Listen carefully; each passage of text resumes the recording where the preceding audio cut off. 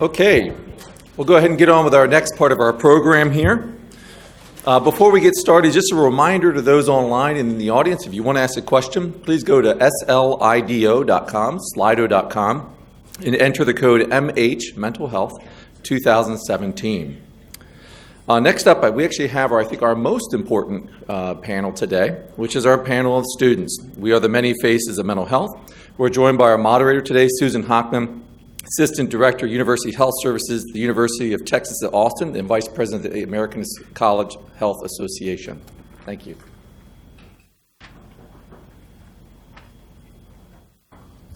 All right, thank you all. So, throughout our discourse on college student mental health, hearing the voice of the student is invaluable. Without the perspective of those who are currently enrolled in our institutions of higher education, there's no way that we could craft effective policies, build environments that promote and support well-being, allocate resources efficiently, or design effective treatment strategies. We're so fortunate to be joined today by two students who have generously offered to share their perspectives and opinions on all the work that we are doing. Please welcome, we have today Carly Wickham, and Carly is from Emerson College. Go ahead and have a seat. And also Dana Sauro. And Dana is joining us from Loyola University. There we go. All right, thank you both for being here today. And I know that, as a student, taking time out is always a challenge, when you're in the middle of classes. And I know this time of year you're getting close to midterms, so we really do appreciate your time today and being with us. So, all right. I would like to start out by asking you what factors in the campus environment you think most impact the mental health of students. I'll start. So at Emerson College, we kind of call this the culture of overcommitment. So when I'm at school, we have our classes, and then we want to have jobs because we need to be making some money. And then we also have our co-curriculars and our internships that are all super important for our resumes and after we graduate. And we want to make sure that we're a well-rounded student, but a lot of times in trying to become well-rounded, we're leaving our mental health out of the picture. We're not paying enough attention to stepping back and doing what we need to do for ourselves. So for me, the most important part of campus mental health is just making sure that you're keeping in check that culture of overcommitment, that you know your own boundaries well enough to know when you need to take a step back, and that you're committing yourself to things so you can give them all 100% instead of giving them only 50% of what you can give. And Carly, just a quick follow-up. Where do you think that culture comes from? Where does it stem from?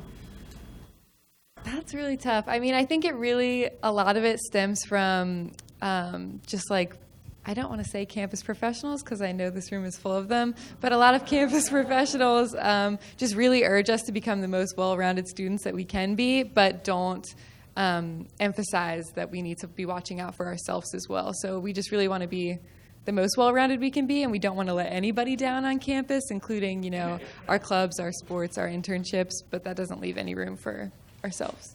Great. Dana? Yeah, I completely agree. I go to a Jesuit school. I go to Loyola in Baltimore, and we always focus on cura personalis, which is care of the whole person.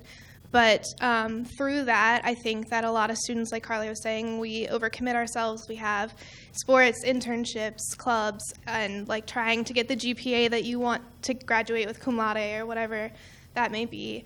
And I think that going to a school where academics is one of the main focuses is very hard to kind of ground yourself in the fact that your mental health is more important than your grades or your job or getting into grad school and things like that.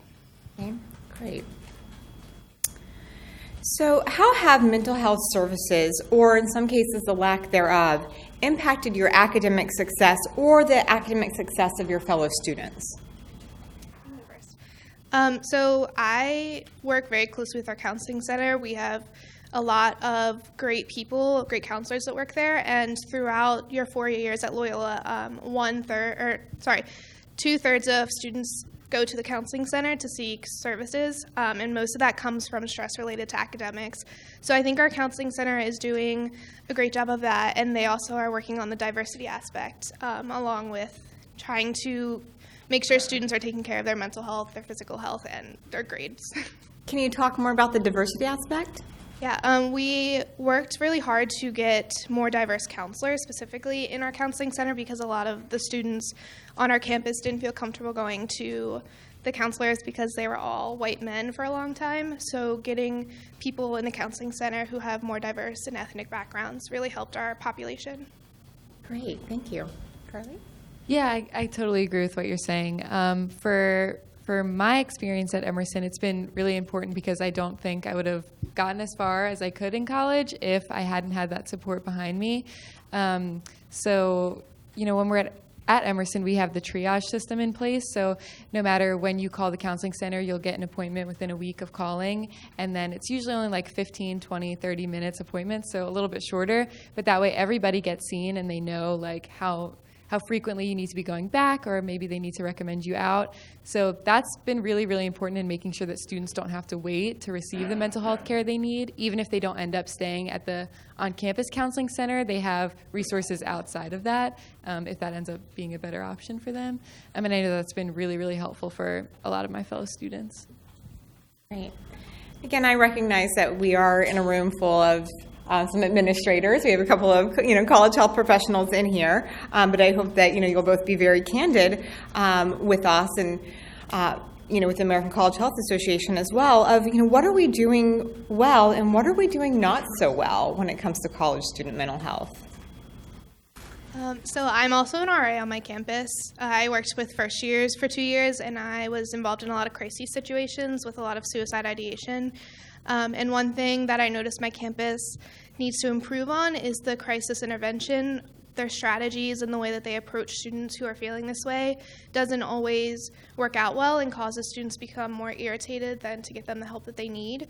So I personally have been talking to the leaders in my student life association to try and work with students more so than just going through the protocol and getting the person to the hospital, but more so following up as well and getting them the resources on and off campus that they need. What are they doing well? So we've heard, one area where there could be improvement, but I'd also like to hear.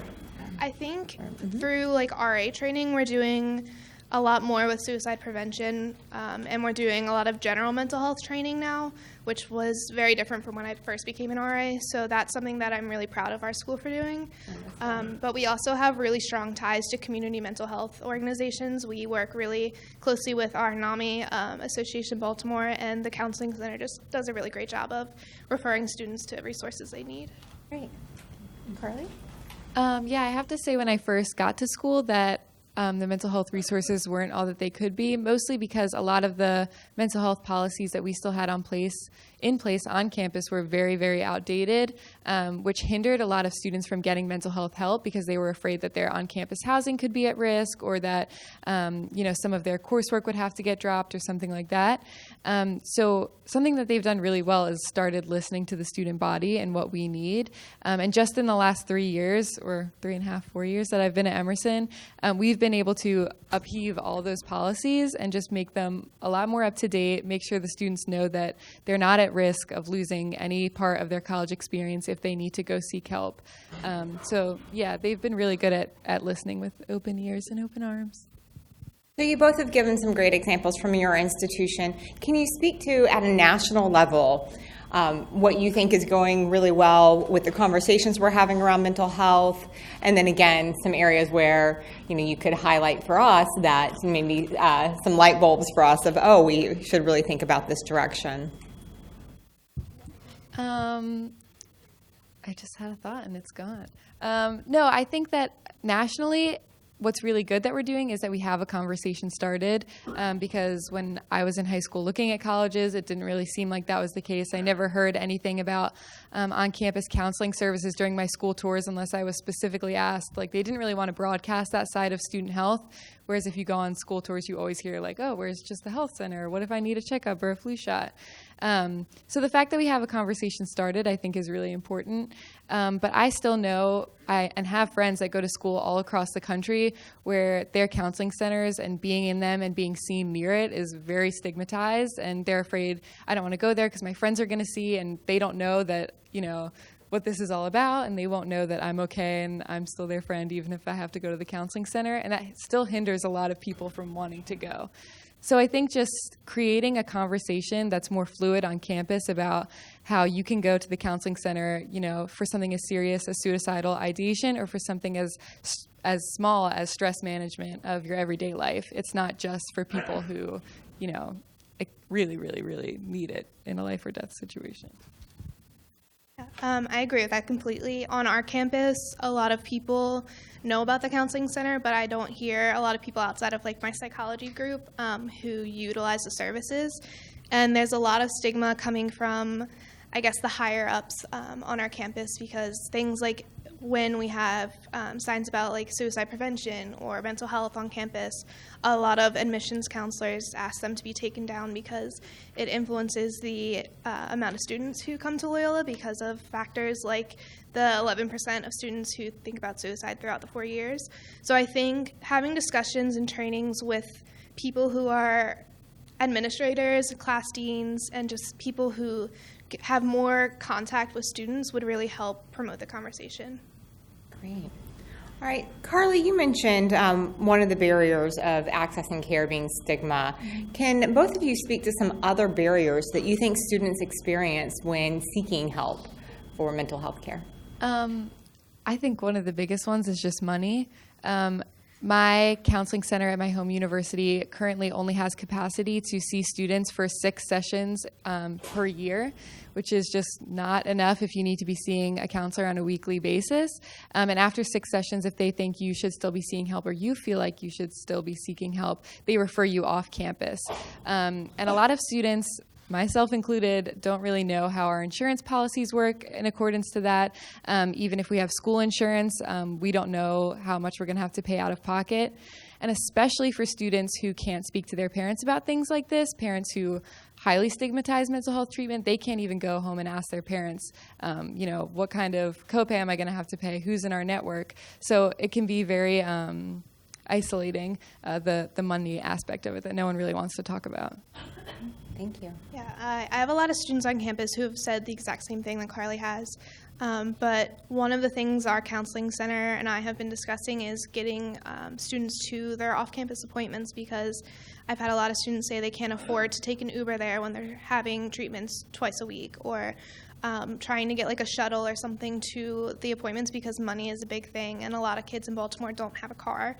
And then also the insurance, not being able to talk to parents and things like that about what copays you have, or if you can even see a counselor without your parents finding out, is something that's very big on our campus. Great. So we talk a lot about counseling in a very traditional sense of a one-on-one model. And I think that those who are participating from their campuses at home and those of us in the room would be really interested to hear the perspective of a student of what other ideas you have for innovative strategies for offering treatment to students, because you kind of both alluded to the cap-on sessions and students maybe having to go off campus for services. So what ideas do you have, treatment ideas, for campuses that we should start to explore that are maybe innovative and different than what's traditionally been offered? I think something that I would love to see on my campus implemented a little bit more strongly is our use of group sessions and group therapy. We have about 5 different groups on campus, but only the RAs on campus know about them. So for certain students who are seeking help as well as trying to look for a community of care, I think looking in a group setting could be really good for them. Just to be able to know that there are other students struggling with the same things they are might be even more beneficial for them than one-on-one counseling. And even if it was something as easy as, after your first appointment, I see you're struggling with a lot of anxiety related to schoolwork, we have a group for that. It meets, this many times per week, and you can drop in or you don't have to go. Something low commitment as well for students, because students can't make it on a week-by-week basis, but having that culture of support would be really helpful, I think. I will say something that my school is doing really well is our group therapy. We have probably around 7 to 10 groups as well. And although they're not necessarily publicized, like you said, past the RAs or people involved with the counseling center, we have groups that are actually led by students. So like psychology majors come in and get a training and they lead the group, which is really helpful for students to see not necessarily a therapist, but somebody more on their level to talk about the issues they're having. And it's also like once a month. So it's low commitment. And we also have an online group therapy that is just for general mental health that a lot of students take advantage of, and that I think works really well and that I've heard really great things about. Great. All right, Carly, you said the words culture of support. So I want to use that as a great place to shift our conversation right now. We've talked about treatment to talking about the campus culture and talking about building environments that support the well-being of students. I'd love to hear your ideas for what environmental or cultural changes could happen on a college campus that would really help support your mental health. I think something that would be really big and really kind of a monumental shift for me and my campus would be to have professors talking about this kind of stuff a little bit more openly. I know that I've had first classes with new professors on multiple occasions where they say, just so you know, if you need to call the counseling center, the phone number's in the syllabus, it's only there because I had to put it there. And just really kind of dismissing the whole situation. And then, later in the semester, if me or a friend or anyone needs to get an accommodation from that professor due to mental health concerns, it makes it really difficult for them to go up or even have the counseling center call up that professor and say, can't come to class today, mental health reasons. So just talking to the professors a little bit more openly about how their words really do impact the way students perceive themselves and mental health issues would be just so important. Yeah, we also have that policy in the syllabi, but I think it's only through psychology professors that really do it or have a paragraph about the support on our campus through the counseling center. And we also have a really big issue with taking mental health days or having to skip class for a counseling center appointment and teachers seeing that as a valid excuse because as a smaller school we have a really strict attendance policy and people are more worried about missing a class than seeking help for their mental health. So something that could be done is training professors in the issue and having more leeway when a student needs to seek mental health or needs an assignment moved back for mental health reasons. All right, so what do you think the role is of students in all of this and building that culture? What can students do? We talked about some things administrators can do and faculty can do, but what do you think your role is as a student and other students can do to help build that environment? So this is a shameless plug, but we are both involved in Active Minds, which is a college mental health organization that I hope a lot of you have heard of. But I think that coming to a campus where my chapter wasn't really active and then getting it more known and bigger and involved in different departments on our campus has really helped students to more so normalize the conversation and past just psych majors talking about it in classes or during psych club or things like that. I think Active Minds engages a lot of the population that would normally be skipped over or unseen. And I think that we really do a great job of helping students get the help they need through our counseling center or through organizations like NAMI and things like that. Yeah, I totally agree. I think that Active Minds really changed my whole college experience, just knowing that there was an open space to discuss these things and have people who are raising money for and bringing events to campus that have to do with these kinds of things to kind of normalize them a little bit better. But also I just say in your everyday life, students really need to be not policing their friends, but just be, more on top of their friends if they say something that's stigmatizing against the health center or say something that's just kind of inappropriate in a mental health setting. Don't be afraid to say hey, that counseling center has really helped me in the past and it could help a lot of other people. It might not have helped you though, but you don't want to prevent other people from going. So just making sure that students aren't afraid to talk about their own experiences if they're comfortable or to just, stand up to their friends if they hear these things going on campus. Great. All right, so I'd like to hear what resources and tools the two of you use to help promote your own mental health. And so are there apps that are out there that you like to use, other instruments, or just in your daily life practices? I personally use the app called Calm. We had a trial through Active Minds, and I just used it to kind of see what it was about. And it's the only thing that helps me sleep through my anxiety at night. They have like sleep stories and meditations and a really great anxiety section that helps you do breathing exercises that I honestly do like on a daily basis, like before a big presentation or things like that. And I have recommended that to a lot of friends, and they say that that helps them as well. Yeah, I totally agree. I feel like every student advocate has their arsenal of like apps that they keep on their phone for this kind of stuff. But there are some really good anxiety management apps out there. I also really like the website 7 Cups. I'm not affiliated to them at all, but they provide free counseling and from therapists, and they also have like free support from listeners who aren't licensed therapists, but they're just there if you're in a stressful situation, you need to talk it out with someone anonymously. So that's really helpful, and I refer that to a lot of my friends. And then I also just I'm an RA as well, and I also keep like coloring pages on my door, and I just like little things, Play-Doh, things like that students can just take their mind off of whatever's going on and kind of pursue something different. And then once the anxiety settles or the stress settles, they can try to refocus back to what they were doing. But just little things like that. So the fact that you are both RAs, I think, is really interesting, and you're in a role where you're in a support role, so you're supporting students. And I would like to hear just a little bit more insight from you, being an RA and working. Would assume with usually first-year students, maybe second-year students, and what you see coming in the door, and what those interactions are like, what students are coming to you with. Sure. Yeah, so being an RA is one of the most challenging and rewarding jobs that I've ever done. I really love my work as an RA, but it can also be very taxing towards me as well.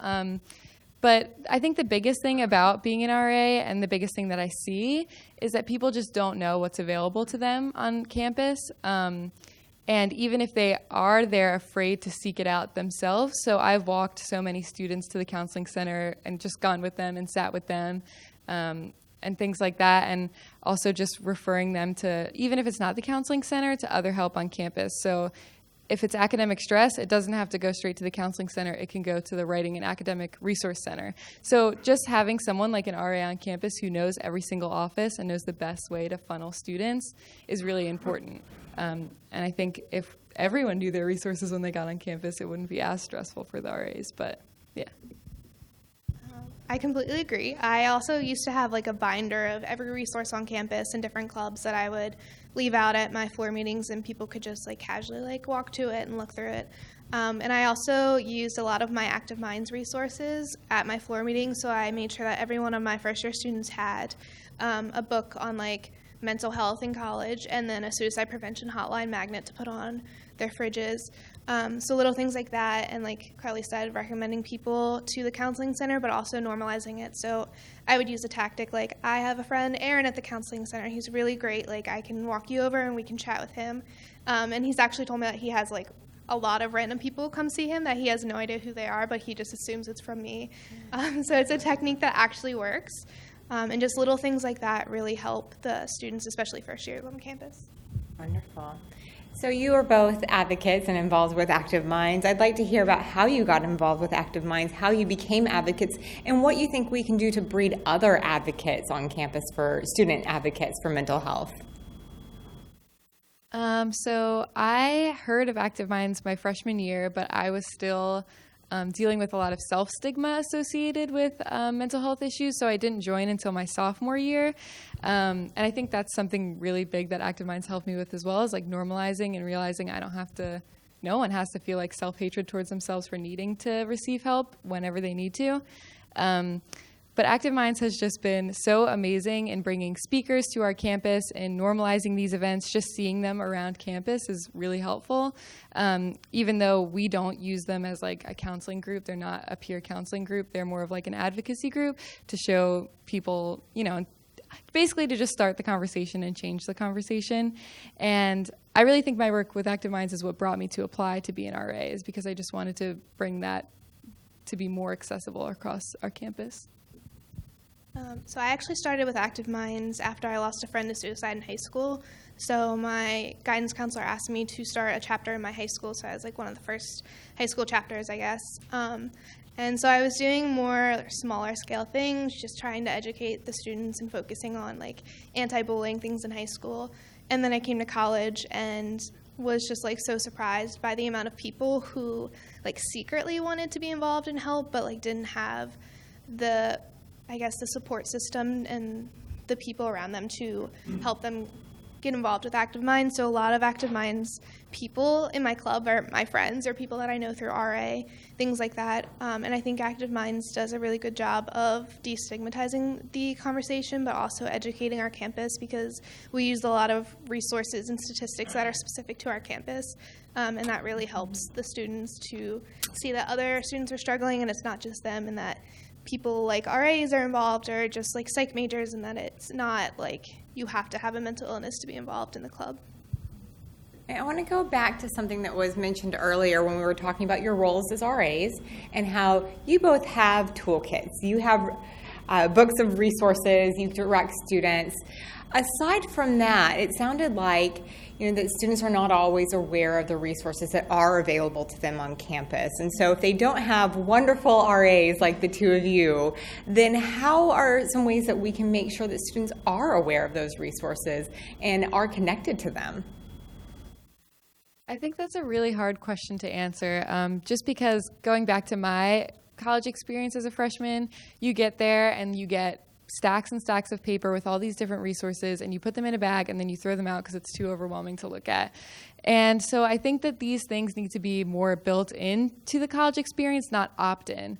So things like something that my school has done in the past few years is posting the counseling center's phone number and the crisis hotline's phone number and a few other like key phone numbers on the back of every door. Of every dorm room on campus, because that way it's like you see it every single day. There's no way to opt in or opt out of knowing where it is. And then I think another really neat way that I kind of touched on before is just getting professors to be more invested in the mental health of their students. I know there's been a lot of conversation about how professors shouldn't be counselors and shouldn't be therapists for their students, and I totally agree with that. But they should be kind of a gateway to help normalize this and direct students when needed, because a lot of times professors are the biggest mentors that you have on a college campus. We also tried to implement mental health information in like the first year orientations, but it's a weekend of just like people talking at you and throwing, like Carly said, papers at you.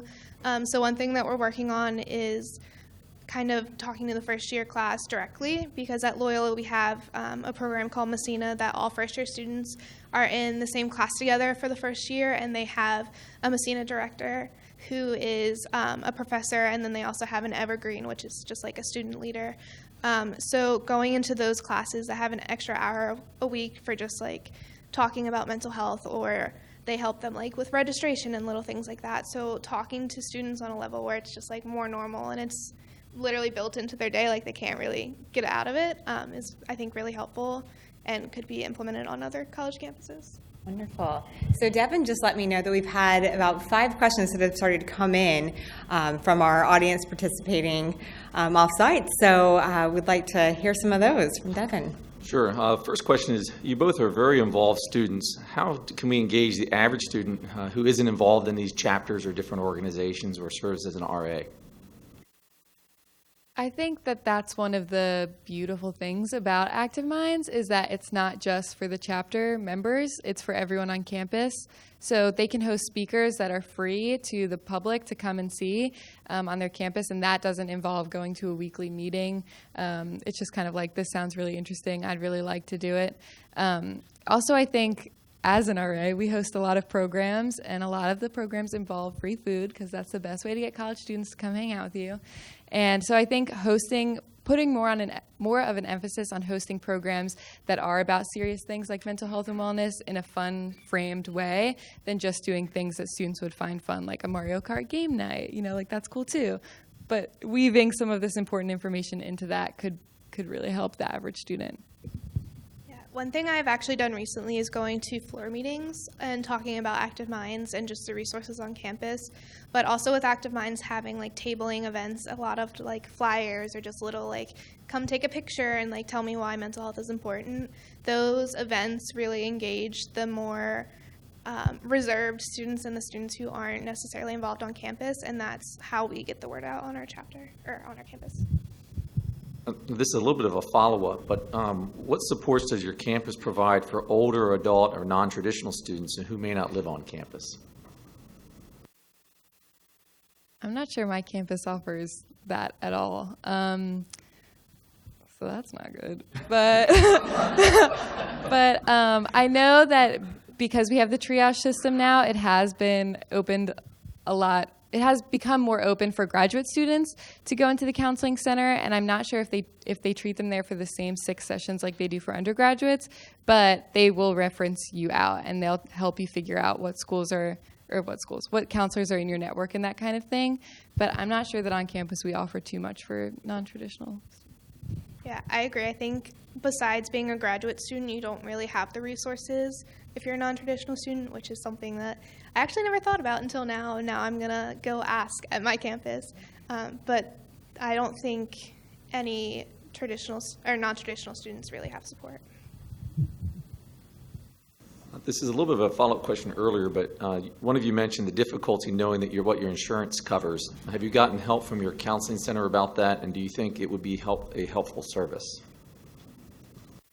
Our counseling center has like a poster inside of the counseling center that has like a map of different places you can get treatment, and they also have like insurances and what insurance goes along with that. So maybe having like a sheet of paper that is handed out to every student who seeks treatment at the counseling center would be very helpful for students struggling with that issue. Yeah, my campus currently doesn't have a program like that implemented. So if you want to talk about getting referred out, you have to make another appointment and then come back at a different time, which is already hard enough for students to get in there once and then to make another appointment, try to get there again, just to figure out what their off-campus options are is really difficult. And I know that hinders a lot of people at my school from seeking treatment. So I do think that could be a really helpful big step. This question asks about really kind of shifting the narrative, but it's what works for students to be more proactive rather than reactive to promote mental well-being on their campus? I think that just goes along with the culture of the campus itself and the community that you kind of surround yourself with at school. So when I became an RA and once I became more involved in my Active Minds chapter, I pushed a lot towards being proactive instead of reactive and learning my limits. So I could say like, okay, I'm feeling kind of anxious today. Maybe I should make this appointment now for next week instead of waiting until next week when it's really bad and not being able to get one. So things like that, programs where you can kind of learn your limits a little bit better, I think would really help students be more proactive. And then just changing how you speak about your counseling center, knowing that this isn't just for students in crisis, knowing that if you're feeling different than you usually feel, if you're feeling higher anxiety or more depression, that's an okay time to go too. You don't have to just be in crisis to get an appointment. Yeah, we try to do that as a chapter for our campus, people most likely seek services for like stress related to academics. So kind of publicizing that like students aren't just going there because they have to be hospitalized for a mental health issue or things like that. We also try to we talk about in our meetings what people think that the people around them are struggling with. So like 1 week it was like near midterms, so we're like, anxiety is really big right now, so we try to do programming or little activities at our meeting to do to help students de-stress, and then we also do educational campaigns with flyers to try and promote education on campus. This question goes back to an earlier one regarding university administrators. As student mental health leaders, what issues are university administrators most receptive to, and where do you see the most pushback? I think at Emerson, where we've seen the most pushback, because I've been working with my chapter for 3 years trying to get more diversity in the counseling center, and there's been a whole lot of pushback on that just because of the costs that go along with that. Hiring 2, 3, 4 more counselors, particularly counselors of color, is not something that the school wants to spend their money on. They would prefer to spend something where they see instant results and instant gratification from it. So something that's more long-term like that has been really difficult to get through to my school. But things that they really enjoy doing and have really liked implementing, we have crisis numbers on the back of our student ID cards, which is something that Active Minds has pushed. We also have, again, all the phone numbers in the syllabus. So things that are kind of light lifts are the school really, really likes to be a part of. And then the things that take more institutional change, it's a little more difficult. even though they're getting a lot of student push for it.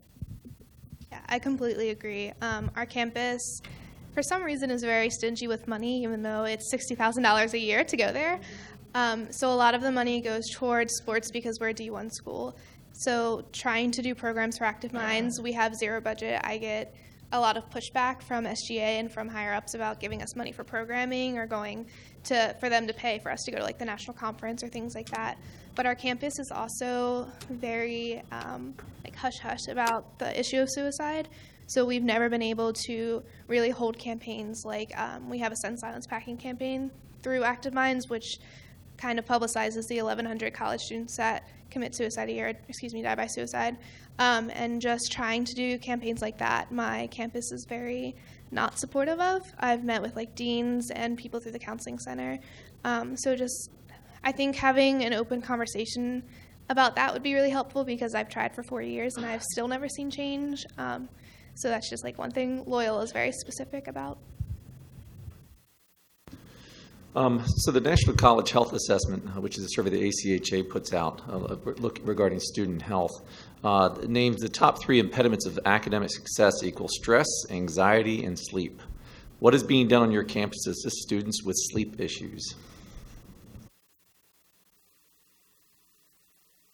Well, I think one really good thing that my campus does, I don't know if this is like a nationwide mandate or something, but in terms of fraternity and sorority life on campus, which I'm not really involved with, but they have certain rules and regulations about how late they can host meetings and how early they can start meetings. And I think that that's a really good thing that a lot of schools should be implementing, not just in fraternity and sorority life, but so for them, they're not allowed to keep students past 10 p.m. and they're not allowed to have students meet up for their organization earlier than 7 a.m. And so that just ensures that that student can block that time out for sleep or whatever they want to use it for. And I would like to see that implemented further across campus. Yeah, we have nothing like that. I think that's actually one of the biggest issues on our campus is that students are lacking sleep because they try to do everything and try to get the best grades. So something like that would be really cool on our campus. Right. So, on this concept of sleep and how it impacts mental health, we have sleep, we have nutrition, we have so many factors out there. I'd like to hear from you. What are some of the biggest factors that you think on a day-to-day basis impact your mental health or the mental health of students? I think that one really big one that comes to mind now because it was daylight savings is that a lot of students don't get a lot of time out in the sunlight. My campus is located in the heart of downtown Boston, so there's not a lot of nature over there. So it's really hard for students to get out and be not staring at a computer screen, essentially. So I think that that's something really important that when we host programs through Active Minds or through Office of Housing and Residence Life, whenever we can take students hiking or apple picking or something, we always sell out. There's 50 plus students that want to go. And we only do it once or twice a semester. So I think giving the students the opportunity to step away and step off campus to do something different would really be beneficial and something that people want. Yeah, I agree. I actually heard from another student that their counseling center has like light lamps for people who experience seasonal affective disorder, and I think implementing things like that in like we have a relaxation room, but it's kind of like dark and it's just kind of weird room. But I think that would be like a great idea in trying to get students outside instead of, like you said, like sitting in class all day or sitting at your computer screen studying, things like that. So if you each had one piece of advice, one pearl that you could give to an incoming first-year student, what would that be?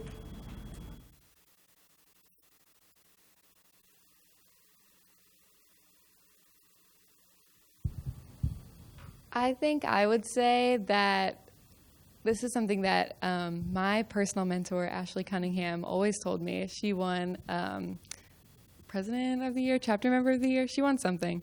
But she always used to say that advocacy starts with the self, and that it's really important to be able to focus on yourself and know yourself before you're reaching out to help everybody else, especially as a student.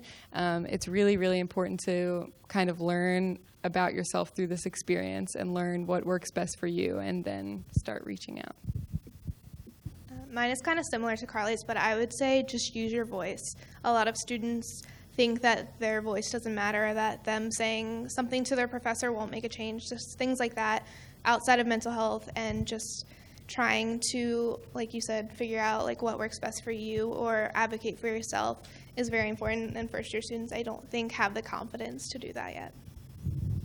On a very similar note, what's the one piece of advice that you would give to campus administrators, that one pearl for us campus administrators in the room?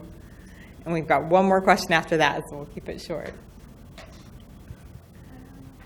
Mine would just be try to keep your door open as best you can and listen to your students, because a lot of students come into your office when they're really angry or really upset about something, and you might try to dismiss it as them being really angry or really upset, but they really do want your help, and that's why they're coming to you. So I would say educate yourself, because professors and RAs specifically are like the first line of contact with students. So knowing the signs of a student in distress or noticing like grades dropping would be really helpful on a college campus. Great. And so we had one more question I think we have time for. Yep, absolutely. The question is, what's the role of recreation and active living on preventing and treating mental health issues on your campus? Well, that's kind of tough at Emerson. We're a D3 school. We don't place a lot of emphasis on sports or being active. We have no green spaces on campus besides for the Boston Common, but that's not even reserved for us. So that's for everyone. But yeah, I guess we don't place enough of an emphasis on active, healthy living. We have nutritionists and personal trainers on our campus that are available for free, and no one knows about it. And they're like, well, we don't publicize it too much because then they'll get overwhelmed. And I'm like, oh, that's what they're there for. So I just think going back to knowing your resources, like knowing what's available on campus would really more promote that healthy living. I think my campus does a really great job of connecting the two, because, like I said, we're a D1 school. There's maybe too much of an emphasis on healthy living on our campus and being active, but programs through like student life or student activities really promote the student body to like go to our fitness and aquatic center for programming, and just get the students out, because we have a very green campus, very different from Carly. So we try to host a lot of programs like on our quad or things like that. All right. Well, I want to thank both of you again, Carly and Dana, for being here with us today. Hearing from you, like I said in the beginning, is just invaluable. It's your voices that are really going to help us make some changes and face the challenges on our campuses. So appreciate you and appreciate your time. Thank you.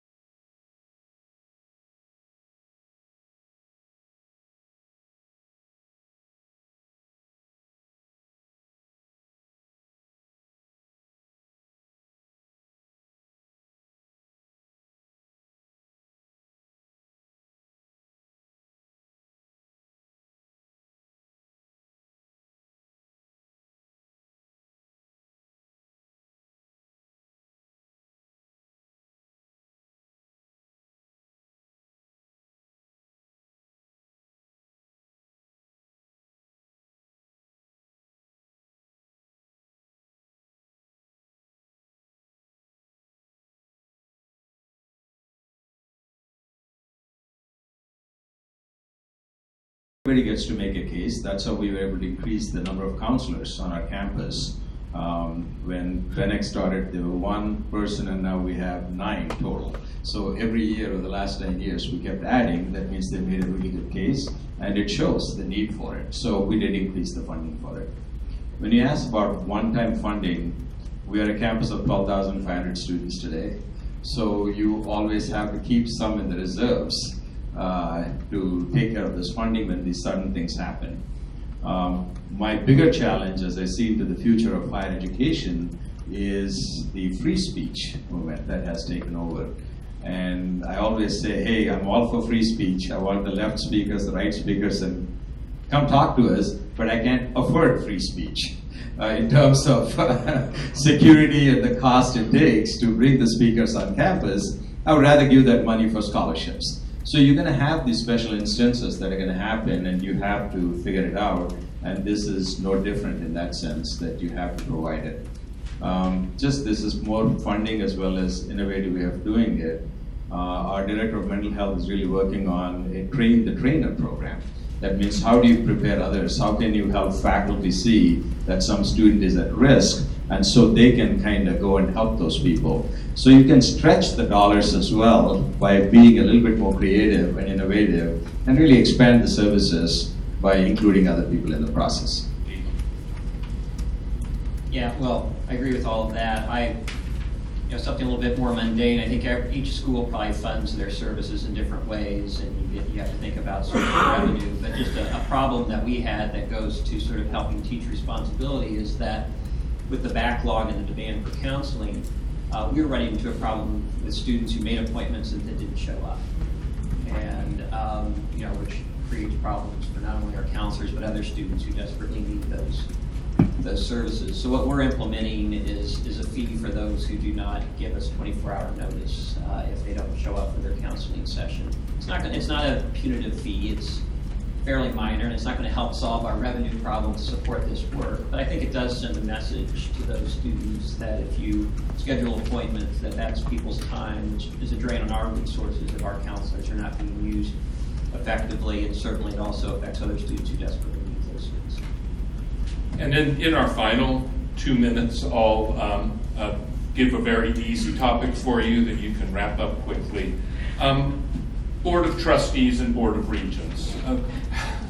That's simple. So in the next 90 seconds, if all of you could comment on the approach to working with your boards of trustees and making sure that they understand about mental health and preventive needs. And I guess one of you gets to take the final word on that. So it's up to you. I'll start and let Camille say the final word. 2 quick things. One is awareness. I just continually find the board needs to be made aware of what we're dealing with on campus and how important it is. The second, and we're fortunate at Board of Regents in Maryland, one of the regents is an MD, and she has become the advocate for that among the regents. So I would encourage presidents who are working with the boards to find an advocate on that board to make it work. So I've had 2 different boards, one at Truman, one at Mary Washington now, and I just don't think you're going to find a collection of members who haven't had direct interaction with this issue. And so the interest is there. They want to know about it. I have 2 board members right now who've lost children to suicide. So you don't think that they care deeply about this issue. They want to know. They're fully engaged. So this is something that they're asking even before we have a chance to present, quite honestly. 2 things. I think presenting them with the data so they understand the demand and the stress on the system that we're facing. So making sure that that's part of the dashboard that my board receives at every board meeting, kind of number of visits, number of students who withdraw for mental health issues. And if they weren't aware, those numbers really get their attention. And the second, the board just recently kind of restructured some of their committees to focus more on risk campus-wide. And this clearly was the #1 topic as part of the risk that they wanted to look at. They're always very focused on financial risk and those types of things, but they said really we need to be looking much more holistically at this issue. And I think that's wonderful because it will bring not only the health and the student affairs side together, but across all the areas that the board's responsible. And I think I'm happy for that increased attention because I think these are problems that we need our boards to help us deal with and help solve. Well, I agree. I mean, the awareness is the most important thing to do. And we talked about board being interested in the financial risk. This is a financial risk. So when you educate the board, when they talk about we need to increase retention and graduation rates, we can educate them from that side also if they don't understand from the purely mental health side. But I do assume good intentions. They want to do the right thing, the board members. So I keep preaching about we all need to work on this as one team because at the end of the day, our goal is to help students succeed. And if we don't address this issue, we are failing on that issue. So I think educating the board, just like we're educating ourselves, I think is important, but also put that in perspective that the implications are not just on the student, but it's on the family of the student, the campus, the community. It's a much, much broader issue rather than just one person being affected by it. Mike, we actually have one question that came in online. If you could throw that out there unsolicited. Somebody online asked, why is providing essential mental health resources considered a resource drain when academic initiatives are characterized as investments? Well, I think that's a great question because I think that everything is an expenditure of some sort, but I do think the way of looking at this is an investment in mental health helps our students be successful, and it connects to all the other goals that we talk about, retention and graduation. You can't be successful if students aren't able to meet the challenges of their day-to-day lives. So no, I do think it's an investment. I think the reason why it's probably different is that there's not a direct revenue stream connected to this particular cost, so I think that's why it's oftentimes characterized that way. Could I just add to that? Sorry, please, Dr. I would say the impact is today the students coming into college are lifelong learners. They're going to keep coming back to college. So we have a responsibility to make that investment. Secondly, now universities also are held to help our communities thrive. And these students are going to enter that community. So we have a much bigger responsibility from K through 12, through college, through beyond into the community. So addressing this issue in collaboration with all those entities is critical, so it is an investment. When you're putting together a symposium, your one greatest wish is that your opening session will be perfect. And I think we have achieved that today. I'm so grateful, and on behalf of ACHA and all of our partner organizations, I want to thank Dr. Andrea Chapdelaine of Hood College, Dr. Ronald Nowacek of Frostburg State University, Dr. Troy Pano of University of Mary Washington, and Dr. Venkat Reddy of University of Colorado at Colorado Springs for a really excellent and thought-provoking first session. Thank you. Thank you.